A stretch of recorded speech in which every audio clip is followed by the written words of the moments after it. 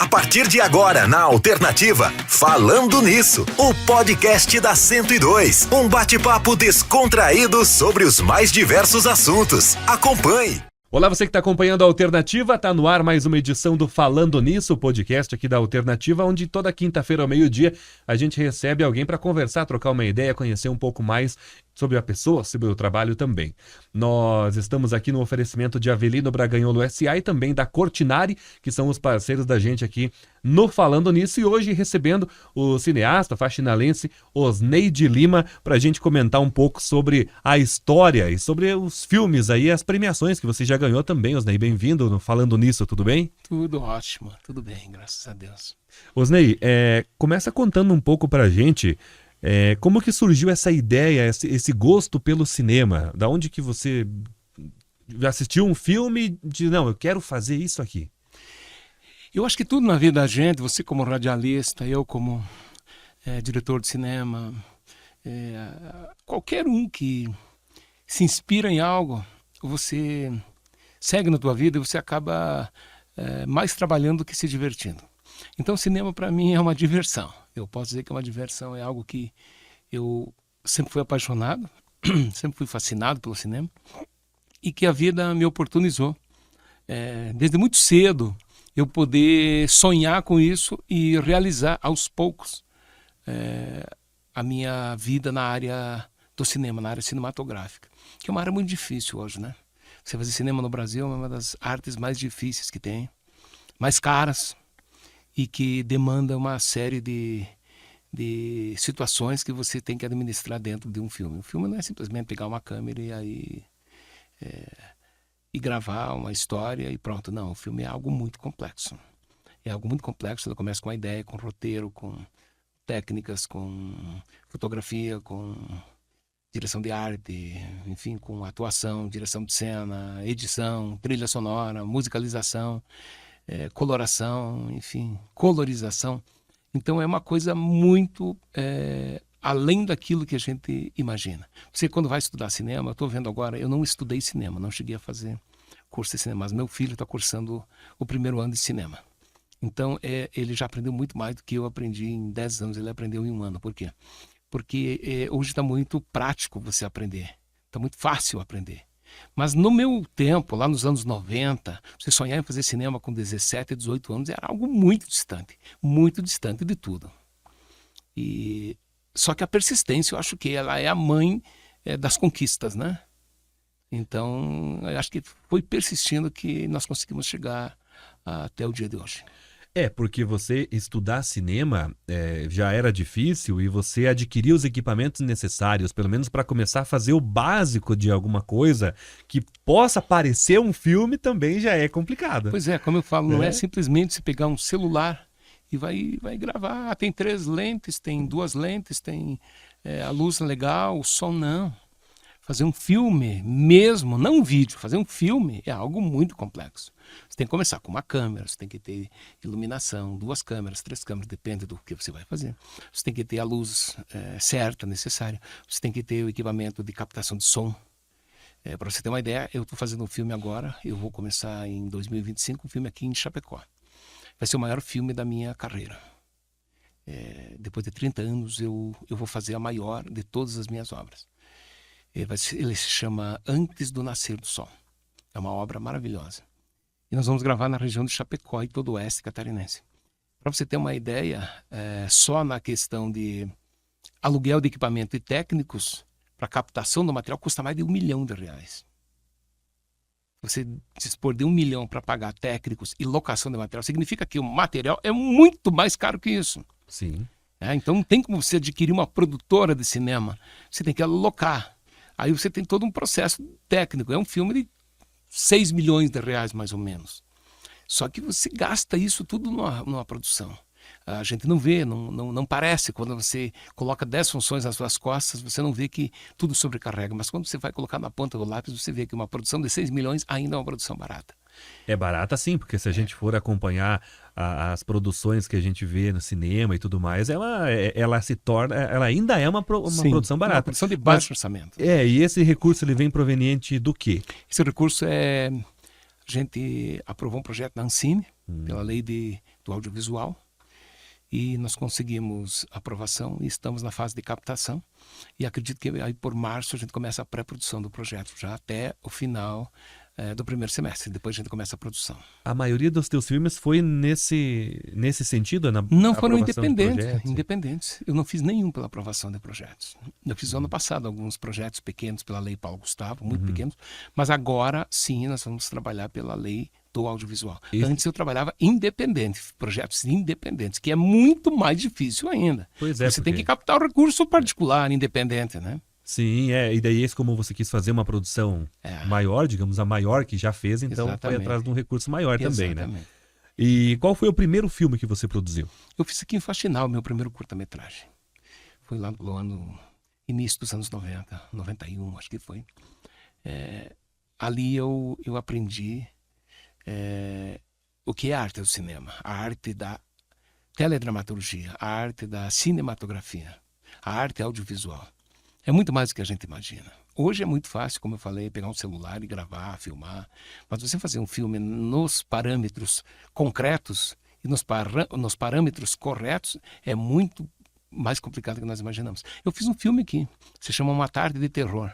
Era para ser um terror, né? Mas virou uma comédia. Então foi o meu primeiro filme. A trilha sonora dele era com um gravador daqueles Toshiba, que a gente levava a trilha junto. E aí as pilhas estavam enfraquecendo, aí ficava a música, uau, uau, aquela música lá, eu não sabia o que era. E era a música, a trilha sonora, as pilhas estavam gastas, né? E a gente levou a trilha para fazer na hora. Então foi tudo uma experiência muito boa, mas valeu muito a pena. E esse filme está disponível em algum lugar para assistir? Está disponível, sim, no YouTube. No YouTube? Está disponível no YouTube, a gente colocou uns 3 anos atrás. E eu fiz também aqui Black and White, em 92. Também filmamos aqui em Faxinal, na Barra Grande a gente filmou. Foi um projeto também inicial, que a gente aprendeu muito com aquilo. E esse filme ele fala o quê? Qual é a história dele? Esse é de um grupo de pessoas que se perdem numa fazenda. Eles vão para uma fazenda, para um local e se perdem, e aí um amigo desaparece, aí eles vão atrás, também está disponível lá no YouTube, eles vão atrás dessas pessoas e não encontram, dessa pessoa que desapareceu, e encontram um outro personagem, né? E ali de um desenrolar bem interessante, bem bacana, que se fosse refilmado hoje, feito um remake, seria muito legal. Hoje dá para fazer um remake bacana desses filmes aí. Eu acho que merece ser pensado um dia em fazer isso e resgatar essa história que a gente gravou lá há mais de 30 anos. Agora com mais bagagem, digamos assim, exatamente, né? Com mais trajetória, né? Você já tem quantos filmes produzidos? Tem mais de 50 projetos que eu fiz. São 19 longas, são 22 curtas e o restante é média-metragens. Tem alguns documentários, uns 5 ou 6 documentários nesse contexto. Poucos documentários, mas eu fiz mais histórias assim baseadas em fatos reais. E o meu primeiro grande filme foi em película, foi o Come Gente, que eu fiz no Rio Grande do Sul, que foi premiado. Foi pro programa do Jô, estive lá dando uma entrevista. Foi pro Fantástico, na Rede Globo. Ele repercutiu o Brasil inteiro e teve um público só em Erechim, e região Alto Uruguai, de mais de 40 mil pessoas. Esse filme eu já ouvi falar dele, e ele retrata a história de algo real também. Sim, de um canibal, de um polonês que veio para o Brasil em 1929 e matou o sogro e comeu as partes do sogro numa madrugada fria e gelada do norte gaúcho. Mas você vai mais pro lado do terror, sempre ou não? Não. Eu fui muito, né? Eu tinha muita vontade de fazer terror. Suspense. Ainda é uma coisa que eu gosto muito. E ainda haverei de fazer um filme de suspense na minha linha de pensamento um dia. Mas eu tenho feito muito drama. A gente tem produzido muito drama, né? Acho que o drama é uma coisa assim que mexe com a emoção das pessoas. Isso é fundamental. E a questão de atuação, questão de contratação de atores, tudo passa por ti também? Sim. Claro, os primeiros projetos até que não tinha tanto. Você tinha um ator, 2 famosos, agora não. Agora esse filme que eu estou fazendo, esse novo projeto, tem 13 atores nacionais, artistas nacionais. E o meu assistente de direção é o Marcos Weinberg, que fazia a Zorra. era o diretor do programa da Zorra, da Rede Globo, do Chico Anísio. E ele vai ser meu assistente de direção nesse filme, né? Mas eu fiz o Barão Hirsch, que é uma obra sobre a história da imigração judaica, que também tem 12 artistas nacionais, tudo gente, Humberto Martins, Bel Kutz, né, Najara Tureta, o próprio Weinberg, Giuseppe Oristani, uma gama de artistas que dá um prazer muito enorme de trabalhar com eles pela experiência que eles te trazem, né? Sim, e também pelo ganho que dá no filme, eu imagino, né? Dá uma credibilidade, é Sim. lógico. Você tem um filme agora, esse novo projeto, tem a participação do ator brasileiro que mais apareceu no cinema na história do país, que foi aquele filme sobre a história do Bispo Edir Macedo, Nada a Perder. O Petrônio Gontijo, que fez o Bispo Macedo naquele filme, está nesse nosso novo filme, Chapecó, e é considerado um dos mais importantes atores da teledramaturgia brasileira. E também vai estar Humberto Martins, já está confirmado nessa produção. Famoso da Globo também. Também fez a última novela Travessia. Ele esteve comigo já em Barão Hirsch, gravamos em Porto Alegre. E vai ter também, estamos negociando a possibilidade de ter Najara Tureta, que também deve vir trabalhar conosco. Ela já trabalhou em vários filmes comigo. É uma pessoa que eu já tenho uma certa relação de amizade. Camilo Bevilacqua, Márcio Killing, estamos negociando também. E uma série de outros atores que às vezes a gente nem lembra de tanta gente. E tem também o Nicola Siri, que a gente acabou de fechar a participação dele nesse projeto também, que ele gostou muito do argumento do filme, que vai estar... Nicola Siri é um ator italiano que fez várias telenovelas no Brasil, um ator muito reconhecido. Ele fala em italiano, inclusive, e é um grande nome da teledramaturgia brasileira e vai estar conosco nesse filme. E além desses nomes nacionais, tem nomes regionais também? Temos em Xanxerê, a gente está vendo a possibilidade de levar alguns atores da equipe de Neri de Paula, que é um dramaturgo de Xanxerê, ele morava em Chapecó. E também algumas pessoas de Chapecó, Florianópolis. A gente vai trazer um pessoal local também para trabalhar nesse projeto em Chapecó. Nessa tua trajetória como cineasta, você trabalhou apenas em projetos seus ou entre meio um e outro trabalhava com outros projetos de outras pessoas também? Eu trabalhei em outros projetos, mas uma participação bem pequena, porque eu não consigo tempo para isso, né? Meu tempo é muito curto e restrito, então é muito difícil você conciliar todo o teu trabalho já com mais algumas coisas que você venha a fazer, né? Então a gente procura fazer aquilo que a gente alcança, né? Que é possível. Você mesmo que roteiriza os filmes? Ou... Sim. 99% dos meus filmes sou eu que faço o roteiro, a não ser uma menina que trabalhou comigo no filme É Possível, que é um longa sobre uma história sobre câncer infantil. Fizemos uma parceria com o Sesc, Rio Grande do Sul.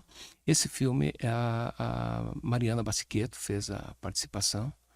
Ela fez o roteiro desse projeto e sob a minha supervisão na época, eu dei alguma assistência para ela, e ela está fazendo hoje cinema em Londres, deve estar no último ano agora da Escola de Cinema de Londres. E tem também o Pedro Cavaletti, que também dirigiu um menino de 18 anos, que já está no 3º ano na Academia de Cinema de Nova York, e está se formando lá, e também iniciou conosco suas atividades. E essas coisas, esses acontecimentos, eu acho que nos dá o orgulho de ter feito tanto trabalho, porque você inspira muitas pessoas. Foram muitas pessoas já inspiradas. Pessoas que estão em telenovelas hoje, que começaram a carreira comigo. Pessoas que estrelaram grandes produções nacionais, que iniciaram junto conosco nos seus primeiros passos na teledramaturgia.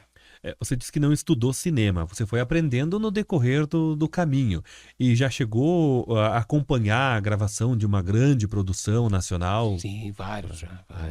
Quais assim, por dentro exemplo? dos estúdios da Rede Globo, eu já estive em gravação de telenovelas e acompanhando diretores, atores, elenco, enfim. Eu já estive em várias produções, principalmente no Rio de Janeiro, né? Eu tenho grandes amigos que também produziram grandes obras de cinema que eu acompanhei, os projetos, enfim. Sempre, em alguma viagem que eu vou para o Rio, é difícil aquela que eu não vou em alguma produção de cinema ou de telenovela, né? Então, pela relação que a gente tem com o pessoal lá dentro dos núcleos de cinema e televisão, a gente acaba acompanhando, né, de alguma forma. Eu acho que hoje no Brasil, a questão da Globo ali é a que mais tem estrutura para produção nacional, seja novela ou filme. A Rede Globo tem uma estrutura para novela inigualável, o mundo inteiro, ninguém produz como a Globo. É uma coisa gigantesca, aquilo lá é 5 mil pessoas lá dentro de um local onde você divide em estúdios, são 7 estúdios, se não me engano, gigantescos, enormes, que grava uma novela dentro de um estúdio. Então é uma coisa fora do comum, né? A Globo é maior, não tenha dúvida, mas na questão do cinema, claro, tem a participação da Globo Filmes em algumas produções de cinema, mas tem empresas maiores de cinema hoje. De cinema tem outras. Tem. A Globo tem um negócio que se tiver no roteiro lá que tem que construir uma pirâmide na novela, eles trazem a pirâmide ali, né? Eles têm condição. Tem essa condição, isso, né? Aí é tudo muito mais fácil, né? Sim. O que você considera hoje, assim, como um filme nacional que você diz, esse é o orgulho de ter sido feito aqui no Brasil? Eu acho que a grande produção brasileira é a Cidade de Deus. Não tenho nenhuma dúvida. Tem 100 maiores produções de cinema do mundo. Apesar de ser um filme que traz eu diria assim, traz na sua estrutura uma violência exacerbada, demasiada, é um filme, tecnicamente, é impossível se fazer algo parecido.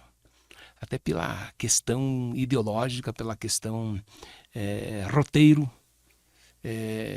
O roteirista foi muito feliz, a fotografia do filme, a direção é impecável, o elenco é impecável. E seguidamente eu converso com o Leandro Firmino da Hora, que é o Zé Pequeno, que eu já tentei trazer ele várias vezes para trabalhar comigo, mas ele está sempre envolvido com um projeto ou outro, eu não consegui ainda, mas um dia ele vem. É algo que deixou no Brasil uma marca no mundo inteiro. Esse filme deixou uma marca no mundo inteiro, né? Não vai ser impossível se produzir algo a nível de Cidade de Deus. Por quê? Porque foi na época do cinema brasileiro que foi espalhado pelo planeta. Então é difícil alguém fazer algo parecido. Pode copiar, pode tentar, mas eu acho que não vão chegar. Eu acho que ali a direção foi impecável em tudo. O Meirelles acertou em tudo. O que você acha dos filmes que o Danilo Gentili produziu? O filme do Danilo é bacana, eu gosto, acho legal aquele filme, é uma comédia, né? Isso. Eu acho bacana o filme dele. É uma comédia, uma tragicomédia, né? Um pouco assim também fora do contexto para crianças. Eu acho que o Danilo Gentili tem um público específico. Uhum. O adolescente não é o público dele, ele é um público... Mas muito adolescente assistiu aquele filme, é um filme um pouco, eu diria um pouco forte para a idade, sabe? Mas, tecnicamente falando, é uma bela obra. É um bom filme, é uma boa estrutura de roteiro também, bem roteirizado, bem dramatizado. E eu acho que não perde nada para aquelas comédias americanas que estão indo para o ar hoje. Por que Hollywood é tão visada assim na questão do cinema? Eles trabalharam para isso? Eles se colocaram nessa posição ou realmente lá... Hollywood tem muita propaganda, né? Hollywood não é tudo isso. Ele não é o maior produtor de cinema do mundo. O maior produtor é a Índia, que produz mais de 1.000 filmes por mês. Acho que na casa de 1.100 filmes por mês, não, desculpe, por ano. Uhum. Hollywood produz na casa de 300. Agora vem a China, que vai entrar no mercado gigantesco de produção de cinema, que também deve ultrapassar os Estados Unidos. E a Coreia também está chegando perto dos Estados Unidos, né?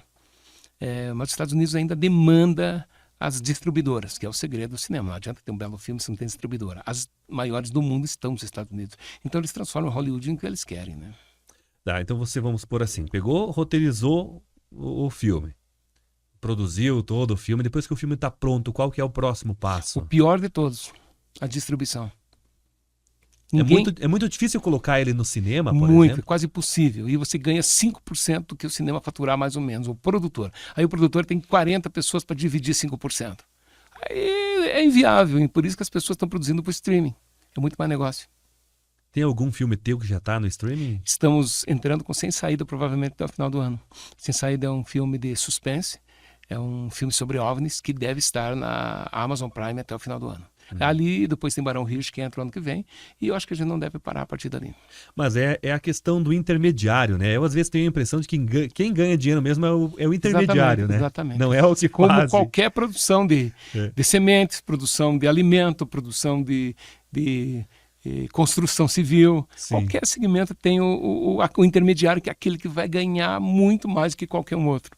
Então é o intermediário. O distribuidor, chega no final, você depende da distribuição e é quase zero, quase não vale a pena.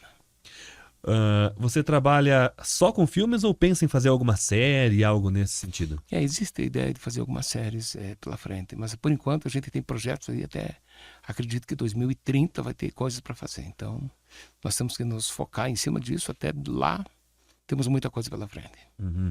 Você comentou antes aqui na outra entrevista que a gente fez a questão do Teixeirinha, do Mazzaropi, acho que foi. Eu comentei do Teixeirinha, dos Teixeirinha, Trapalhões os Trapalhões e do Sítio do Pica-Pau Amarelo. Sítio do Pica-Pau Amarelo, isso aí.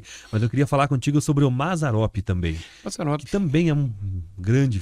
Foi o maior produtor brasileiro de cinema, né? Ninguém trabalhou como ele. Eu considera acho que dele? Ele é um gênio. Além de um gênio, ele era um empresário muito bem sucedido. Ele sabia lidar com a questão administrativa. Porque o grande problema do artista não é o fazer o filme. Não é produzir o material. Não é você saber administrar o problema. Porque o problema é que a cultura, quando você faz cultura, arte, você tem uma visão da coisa. Quando você faz cinema, você está envolvido com a arte diretamente com a cultura. E você esquece da questão, às vezes, administrativa. Você gasta mais do que o filme comportaria. Então esse é um dos grandes problemas do artista. Ele gasta mais do que deve nas suas obras, nos seus projetos, nos seus trabalhos. E o Mazzaropi sabia administrar isso tudo, né? Ele morreu com um patrimônio de 300 milhões de reais avaliado hoje, né? Então ele soube administrar os seus negócios, diferentemente de hoje. Você fazer cinema hoje, ninguém enriquece fazendo cinema. Não existe isso. É uma ilusão. Você faz a tua arte, você faz o teu trabalho, você faz aquilo que você gosta. Você morre feliz, pelo menos, né? O Mazzaropi conseguiu colocar uma qualidade muito boa num tempo em que era difícil a gravação também. Sim, exatamente. Mesmo que ele tinha o aparato, o equipamento, né? Ele tinha uma distribuidora, ele tinha uma produtora, O Teixeirinha foi igual, mas o Teixeirinha foi um empreendedor que fez 8 grandes filmes. No 9º filme ele levou um prejuízo que matou os outros 8 filmes dele. Ou seja, é questão da administração, né? E o outro também que tem um renome mundial, que é o Charles Chaplin. Você também se inspira em alguma coisa dele? Vê ele como... Eu vejo o Charles Chaplin como o introdutor no cinema no mundo, né? Ele foi o grande gênio do cinema mundial. Depois dos irmãos Lumière, foi ele quem levou o cinema para o mundo e transformou no que é hoje a indústria do cinema no planeta inteiro, né? O Chaplin era um gênio, ele produzia, dirigia, atuava, fazia trilha sonora, montava, distribuía, ele fazia tudo nos seus filmes.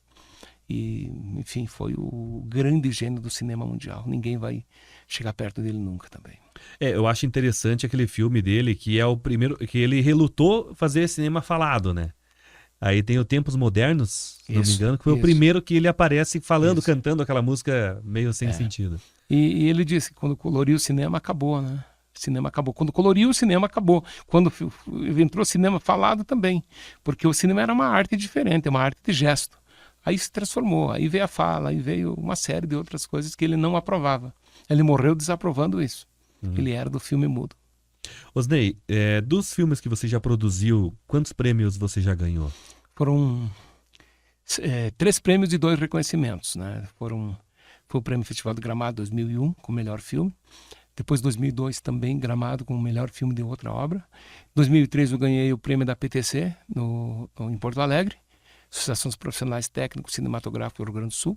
E depois, em 2014, eu ganhei um reconhecimento na Itália. E em 2015, um outro reconhecimento lá na Itália também, de obras que eu fiz lá.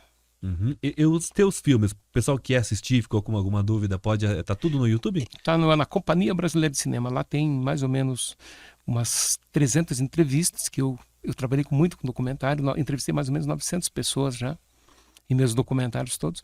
E eu tenho lá, eu acho que mais ou menos uns 40 filmes estão lá disponíveis. Show de bola. E só pra gente finalizar aqui, então, o quadro tá saindo no ar já adiante, né? Então já aconteceu o evento e eu gostaria que você deixasse só uma mensagem para o pessoal de Faxinal dos Guedes, já que você recebeu esse título de cidadão, enfim, essa homenagem que você recebeu aqui no município. Acho que é uma responsabilidade muito grande, né? Em primeiro lugar, eu trato isso como uma grande responsabilidade. Eu recebi esse reconhecimento em Erechim e recusei.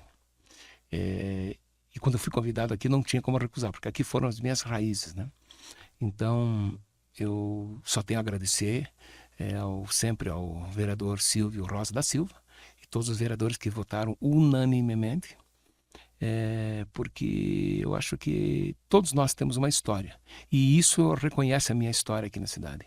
Isso é um orgulho, é uma satisfação enorme poder receber esse reconhecimento e poder levar o nome de Faxinal no peito, na alma e agora no próprio registro histórico, né?